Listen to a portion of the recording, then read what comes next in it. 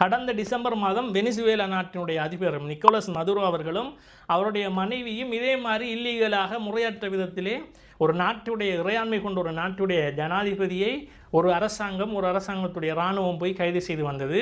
இதற்காக இப்போ இருக்கக்கூடிய என்பிபியினுடைய அரசாங்கத்தில் இருக்கக்கூடிய அமைச்சர்கள் மட்டுமல்லாமல் ஜேவிபியுடைய சுப்ரீம் லீடர் ஒரு ஆள் இருக்கார், டில்வின் சில்வா, இவரும் இறங்கி வீதியில் இறங்கி இவர்கள் போராட்டம் செய்கிறார்கள் அமெரிக்காவுக்கு எதிராக.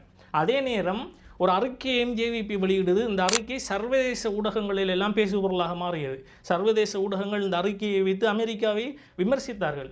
இப்படியான ஒரு நிலையிலே ஈரானுக்கு ஒரு முகத்தையும் வெனிசுவேலாவுக்கு ஒரு முகத்தையும் ஏன் இந்த அரசாங்கம் காட்டுகிறது? ஈரான் ஒரு முஸ்லிம் நாடு என்பதாலும் வெனிசுவேலா ஒரு மார்க்சிய கம்யூனிச நாடு என்பதாலும் இரட்டை முகத்தை அரசாங்கம் எடுக்கிறதா என்றும் புரியவில்லை. ஜேவிபி உண்மையிலே ஒரு கம்யூனிச மார்க்சிய கட்சியாக இப்போது இல்லை, அது ஒரு விஷயம், அது ஒரு புறம் இருக்கட்டும்.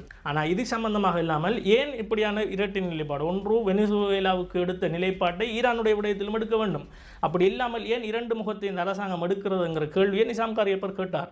யுத்தத்தை ஆரம்பித்து வைத்தவர்களுக்கு எதிராக ஒரு கண்டனத்தையும் கூட பேச முடியாத அளவுக்கு இந்த ஜனாதிபதி இந்த அரசாங்கமும் இந்த பாரிய சக்திகளுக்கு கீழ்ப்படைந்திருக்கின்றார்களா என்ற கேள்வியை கேட்டு பாருங்கள். அது மட்டுமல்லாமல் இலங்கையில் உமாவோயா திட்டமாக இருந்தாலும் சரி, கிராமிய மின்சார திட்டமாக இருந்தாலும் சரி, மசகு எண்ணெய் வழங்கப்பட்ட விஷயமாக இருந்தாலும் சரி, சபுகஸ்கந்தையில் இருக்கக்கூடிய மசகு எண்ணெய் சுத்திகரிப்பு நிலையத்துடைய அபிவிருத்தியாக இருந்தாலும் சரி, மின்சார திட்டங்களாக இருந்தாலும் சரி, பல்வேறு வகையில் இலங்கைக்கு உதவி செய்தது ஈரான் தான், வெனிசுவேலா இல்லை.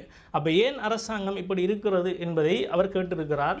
இங்கே இருக்கின்ற ஒரு பாராளுமன்ற உறுப்பினர்களும் இந்த மொசாடுக்கின் தேவைக்காக அமெரிக்கா நடத்துகின்ற இந்த யுத்தத்தை கண்டித்தோ, அதனால் கொல்லப்பட்ட ஈரான் தலைவருக்காக தங்களுடைய அனுதாபத்தை கூட தெரிவிக்கவில்லை.